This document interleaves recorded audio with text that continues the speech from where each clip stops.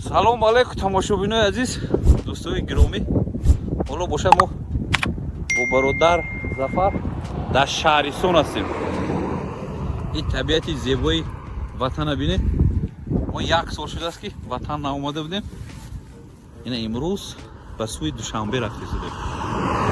агар табиата васф кардан хоҳем, бояд ба Зафар муроҷиат кунем ки дӯстои сухан гӯяд ки табиати Шахристон چی خصوصیت‌های خاصی خودش داشته باشه.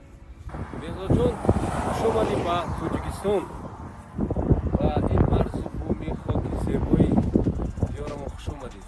واقعاً منظره‌های زیبای شهرستان بسیار حلاوت بخش است. هر باری که من به خوجند یا به دوشنبه رفتن میشم حتما اینجا توقف میکنم و از این منظره‌های زیبا لذت میبرم. در هوای 45-48 گرادوسه که دوشنبه و خوجند دارد، واقعا توقف کردن و از این زیبایی های طبیعت لذت بردن واقعا بسیار لذت بخش است، فورم است، دلنواز است و این مرز و بوم خاک اجدادیمون باز هم بیشتر دوست می‌دارید. به همین خاطر از هر یک دوستان خواهش می‌کنیم که حتما اگر گذارشون به شهرستان کردید حتما بیایند اینجا یک توقف کنند، از این زیبایی‌های طبیعت، از این زیبایی‌های نوتکرار طبیعت بهره بردارند.